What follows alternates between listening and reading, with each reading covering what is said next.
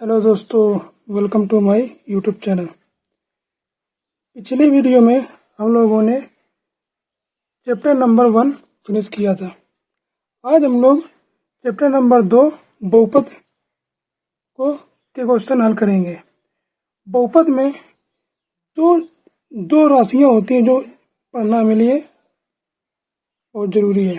एक होती है चर राशि, दूसरी होती है अचर राशि। इन दोनों राशियों में अंतर है और जरूरी भी है कि इसके हमको पता होना चाहिए।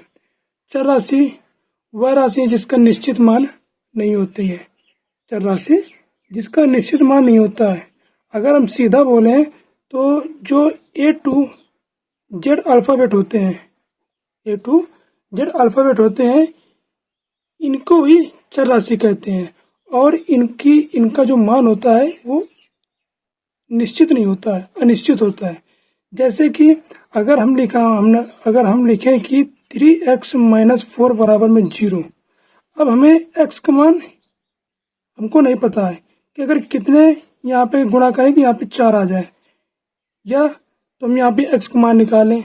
जब x का मान निकालेंगे तो हमको एक निश्चित मान निकलेगा। कैसे? अगर यहाँ पे हम x का मान निकालें तो यहाँ पे 3x - 4 है बराबर कुछ, तब ले जाएंगे तो प्लस का 4 हो जाएगा। जब यहाँ से हम x का मान निकाल लें तब, क्योंकि एक चर राशि एक अचर राशि, जब इन दोनों के बीच में गुणक चिन्ह होता है तब बराबर किस तरफ ले जाते हैं तो वहाँ पे बट्टे में संख्या आती है। तो यहाँ लिख सकते हैं 4/3। ये अब आया हमारा क्या कहते हैं निश्चित मान, क्योंकि x का मान हम बोल सकते हैं कि अब 4/3 है निश्चित मान। इसी को ही चर राशि और इसको अचर राशि बोलते हैं। अगर अचर राशि बोले तो अचर राशि ये बोल सकते हैं कि जिनका मान निश्चित हो, इनका मान निश्चित हो। जैसे कि कोई भी संख्या,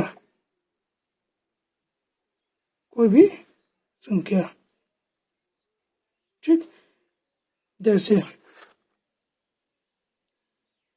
क्या कर सकते हैं कि जैसे हम कोई समीकरण लिख देते हैं कि 3x - 9 बराबर 0। दूसरे ले सकते हैं 2x - 8 बराबर में 0। अब यहाँ पे एक समीकरण बना है। समीकरण दो चर राशियों से बनता है, एक चर राशि एक अचर राशि से। जब चर राशि इसमें देखा जाए तो चर राशि हमारा x है और 3 जो है वो तो अचर राशि है। x चर राशि है, ठीक। तो अगर यहाँ से हम x का मान निकाल लेते हैं तो यहाँ पे आता है 3x बराबर में 9, क्योंकि -9 उस तरफ जाएगा तो प्लस का 9 आएगा। तो यहाँ बचेगा x का मान निकालेंगे तो 9/3, 3 त्रिका 9, तो x बराबर में 3। अब हमारा निश्चित मान आ गया x का मान 3, इस तरीके से। ओके, चलो अब देखते हैं अपना बुक में चैप्टर नंबर 2.1। अब ये लिखा है कि निम्नलिखित व्यंजकों को कौन कौन एक चर में बहुपद है और कौन कौन नहीं है, कारण के साथ अपने उत्तर दीजिए। देखिए प्रश्नावली 2.1।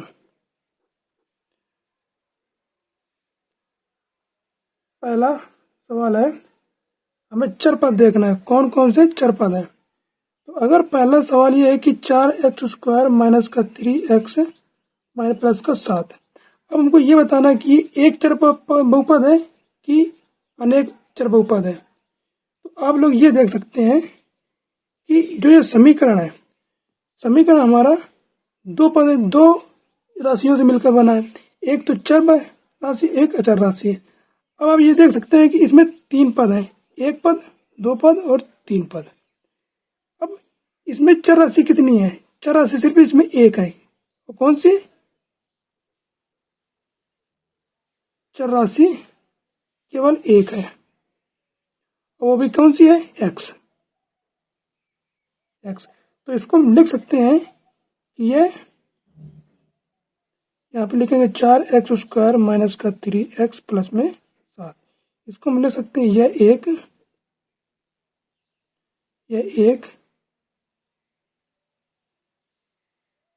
एक चर बहुपद है, इस तरीके से। दूसरा है y² प्लस में √2।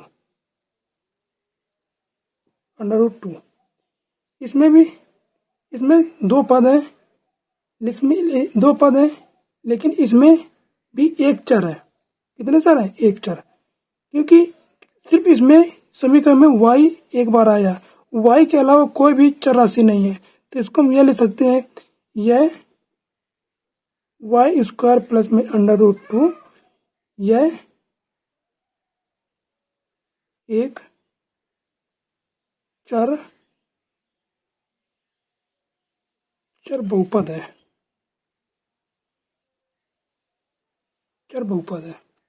ठीक। तीसरा देखते हैं, इसको समझ में ना आए सवाल तो वीडियो के शुरू से फिर देख सकते हैं।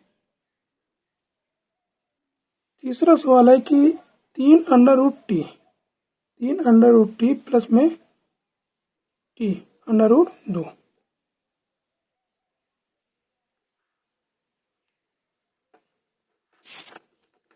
√2। अब देखिए इसमें क्या किया गया है कि यहाँ पे 3√t प्लस में t √2। इसमें तो चर पद जो है कितना है?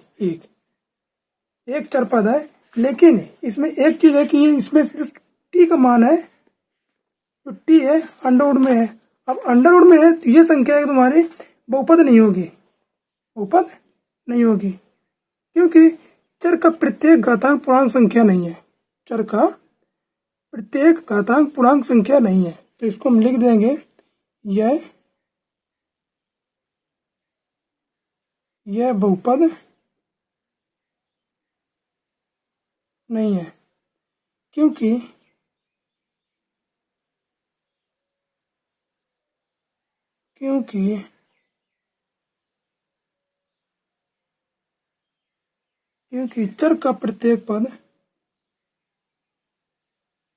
चर का प्रत्येक घातांक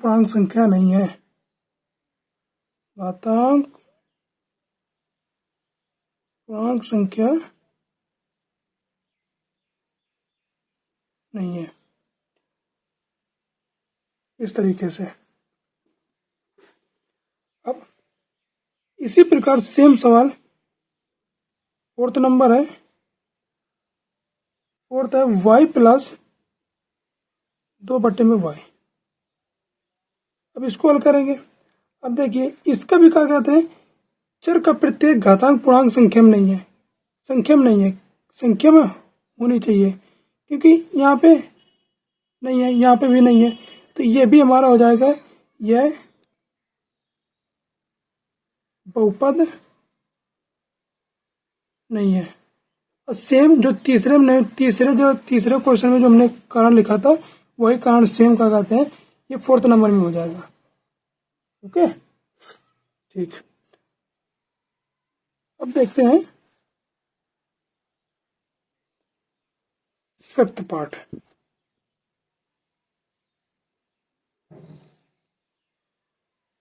x घाते 10 प्लस में y के घाते 3 प्लस में t के घाते 50। अब आप लोग इसको देख रहे हैं कि ये 3 पद में है और तीनों पद हमारे चर राशि हैं, तो इसको हम लिखेंगे x घाते 10 y के घाते 3 प्लस में t के घाते 50। अब इस समीकरण में हमारे पास 3 चर राशि यहाँ है, x चर राशि, y चर राशि, t चर राशि। ये तो इसको हम क्या लिख सकते हैं, ये 3 चर बहुपद है, क्योंकि इसमें कितने चर हैं, 3, 1 2 3, x y t, 3 चर हैं, तो इसको हम लिखेंगे यह 3 चर बहुपद है। ठीक है, अब आते हैं दूसरा क्वेश्चन। दूसरा क्वेश्चन आ जाते हैं। दूसरा क्वेश्चन में प्रत्येक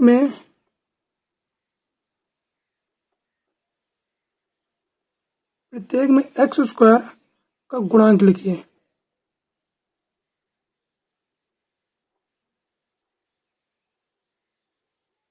गुणांक लिखिए। पहला पार्ट है 2 प्लस एक्स स्क्वायर प्लस में एक्स। हल करेंगे।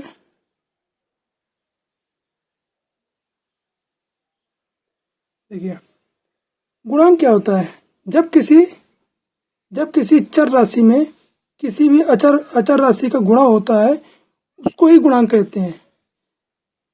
जैसे कि अगर हम यहाँ पे लिखें, हाँ चलो यही करते हैं कि यहाँ पे 2 प्लस में एक्स स्क्वायर प्लस में एक्स, हमको एक्स स्क्वायर का गुणांक बताना है, तो यहाँ पे इस समीकरण में एक्स स्क्वायर ये है। अब इसके साथ कोई भी अचर राशि का गुणा नहीं है। अचर राशि यानी संख्या, कोई किसी भी प्रकार की संख्या गुणा नहीं है। अगर इसके साथ अगर 2 या 3 या 4 होता तो इसका गुणांक क्या हो जाता। जैसे कि हम यहाँ पे लिख सकते हैं कि मान लो यहाँ पे एक्स स्क्वायर है, तो इसका अगर एक्स स्क्वायर का गुणांक बताना है तो इसके एक्स स्क्वायर के साथ में किसका गुणा है, 4 का। ये तुम्हारा एक्स स्क्वायर गुणांक कितना होता है, 4।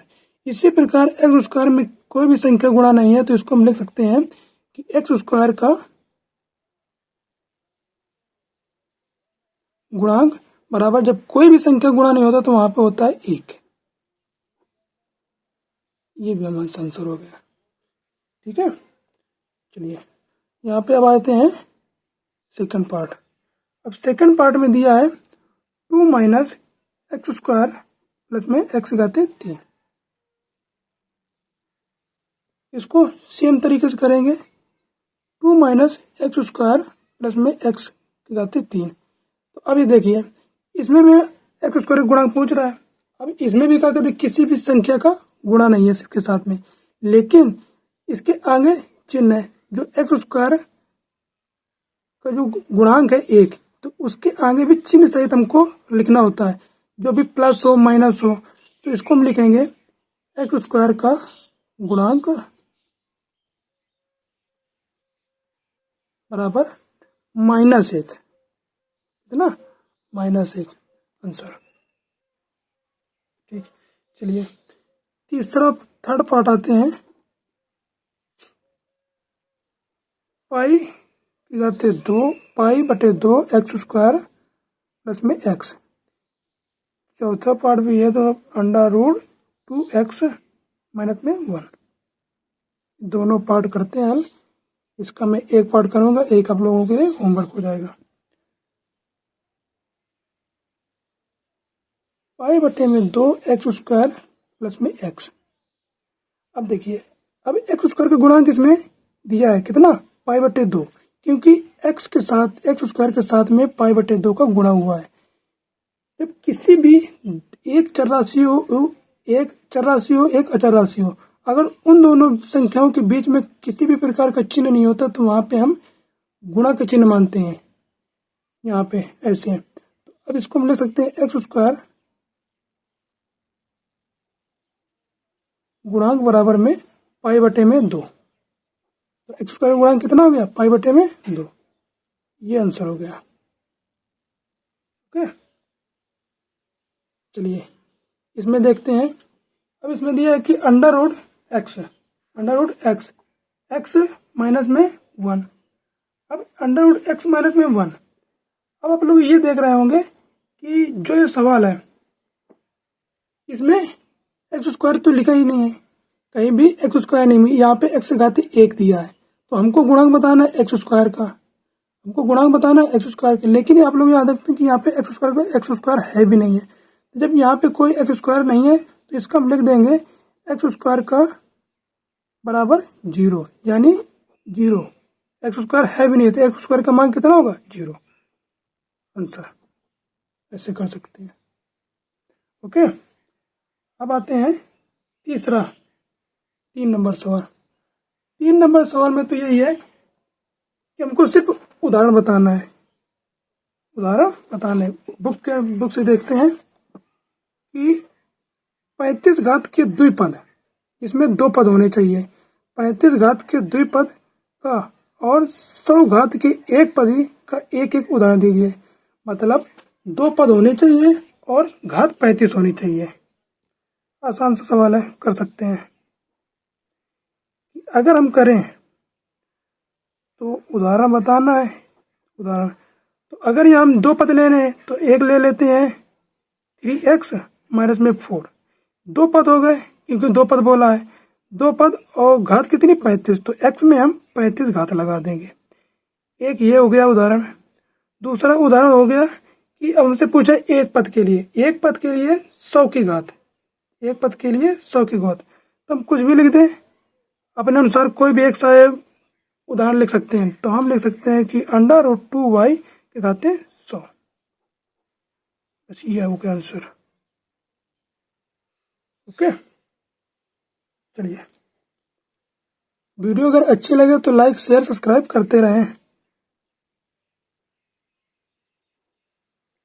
4th नंबर आ गया, क्वेश्चन नंबर 4।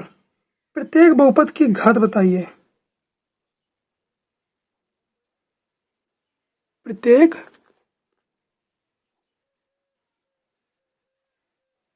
बहुपद की घात लिखिए।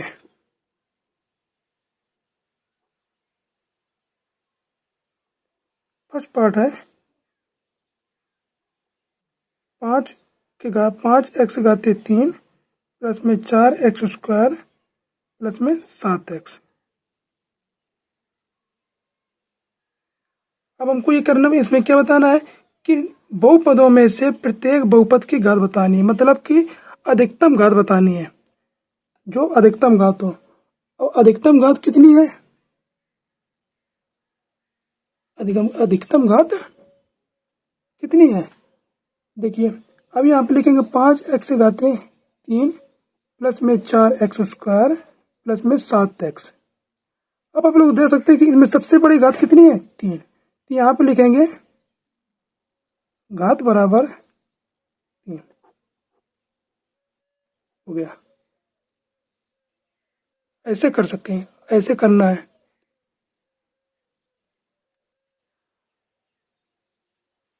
अब सेकंड पार्ट क्या है कि 4 माइनस वाई स्क्वायर, इसको हल करेंगे तो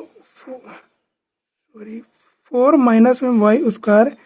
अब इसमें सबसे बड़ी घात कितनी है? 2। यहाँ पे लिखेंगे घात बराबर 2 आंसर। और कुछ भी नहीं करना, हमको सबसे बड़ी घात बतानी है अकेले। ठीक है, देखिए थर्ड पार्ट, चलो यहाँ बता देते हैं। थर्ड पार्ट थर्ड है 5t माइनस में √7। जब इसको हल करेंगे, जब किसी भी समीकरण में किसी भी चर राशि पे घात नहीं लगी होती है तो उस केस में क्या करते हैं कि जो घात नहीं लगे थे तो वहां पे घात हम 1 मानते हैं। 1 मानते क्या 1 होती है, लेकिन शर्त ये है कि वहां पे 1 लिखा नहीं जाता है।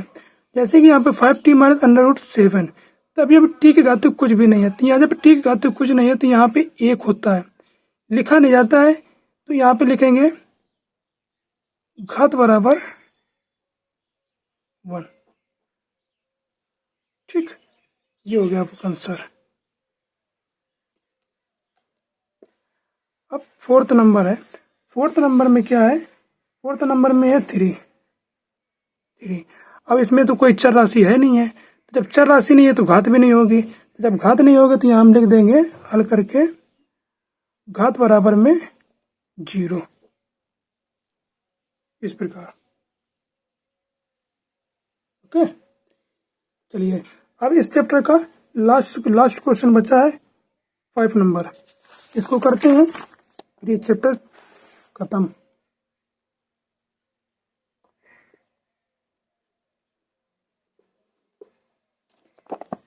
देखिए 5 नंबर में दिया है, 5 नंबर में दिया है बताइए कि निम्नलिखित बहुपदों में कौन कौन बहुपद रैखिक है, कौन कौन द्विघाती है और कौन कौन त्रिघाती है। तो आप लोगों को पहले इसमें थोड़ा बताना पड़ेगा कि कौन एक घाती होता है, कौन द्विघाती, कौन त्रिघाती, कौन रैखिक घाती। तो पहले हम लिखते हैं रैखिक घाती,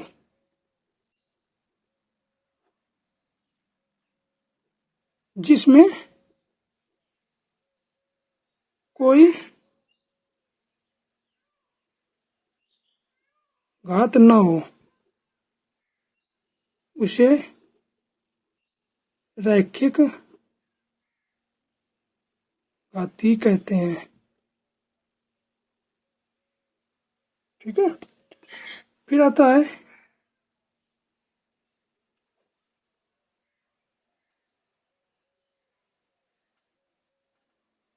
है द्विघाती।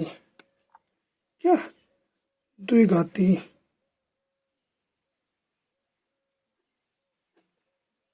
द्विघाती जिसमें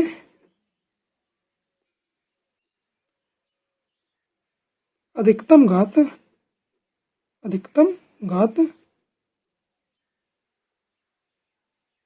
अधिकतम घात 2 हो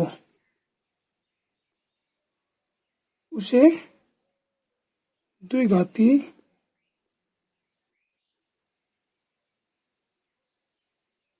कहते हैं। अब त्रिघाती इसी प्रकार ऐसे बढ़ते रहते हैं, मतलब कि जो बोले उसकी घात होनी चाहिए, उतनी अधिकतम घात होनी चाहिए। जैसे त्रिघाती बोल रहा है, त्रिघाती में अधिकतम घात कितनी होनी चाहिए? 3,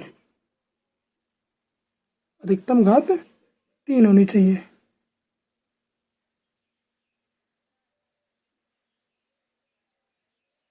अधिकतम घात, अधिकतम घात 3 होती है। ठीक है, चलिए अब आते हैं पहला पार्ट में, सवाल नंबर पहला पार्ट।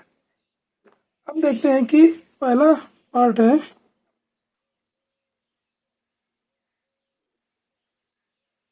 एक्स स्क्वायर प्लस में एक्स, एक्स स्क्वायर में प्लस में एक्स।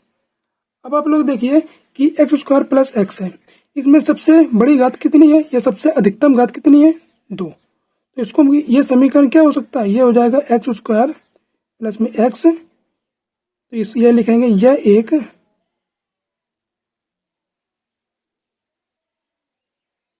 द्विघाती बहुपद है, बहुपद है। अब सेकंड पार्ट में है एक्स माइनस एक्स घातीय 3, एक्स माइनस में एक्स घातीय 3,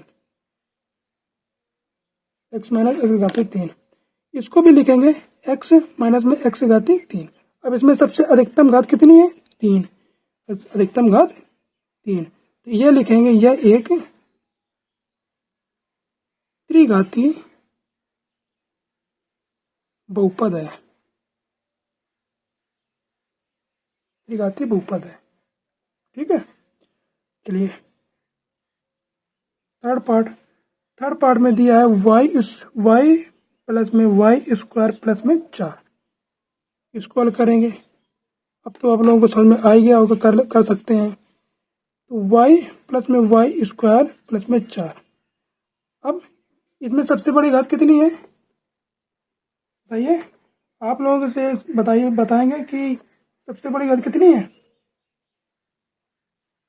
2। तो जब से बड़ी घात 2 है तो इसको हम क्या लिख सकते हैं, यह एक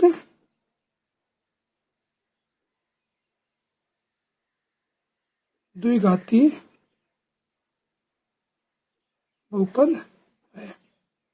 ठीक है, इसी प्रकार आप लोग सभी कर सकते हैं। अच्छा, एक और बताना पड़ेगा कि जैसे फोर्थ नंबर है, फोर्थ नंबर जो है कि इसमें फोर्थ नंबर बताना पड़ेगा, तो चलो लिखते हैं। फोर्थ नंबर में है 1 + x, 1 + x। अब आप लोग देखिए कि इसमें घात नहीं है, x में घात नहीं है, तो वहां पे कौन सी घात होती है, 1। तो इसको हम क्या लिख सकते हैं, यह एक 1 + x, यह एक रैखिक बहुपद है। ठीक है, चलिए अब इसी में 3 पार्ट अभी और दिए हैं जो कि वो आप लोगों को करना है।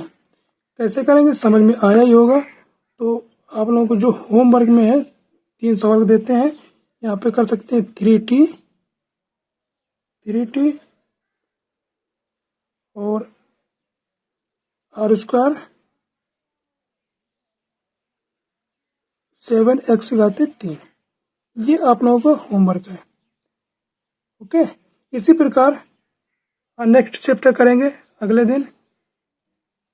अगर वीडियो अच्छी लग रही हो तो लाइक शेयर सब्सक्राइब कर सकते हैं, और मैं आप लोगों के पूरे चैप्टर वाइज हर एक क्वेश्चन हल कराऊंगा, ताकि बोर्ड में आप लोगों को कोई दिक्कत ना हो पेपर देने में, और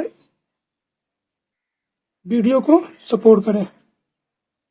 ओके, ठीक, थैंक यू।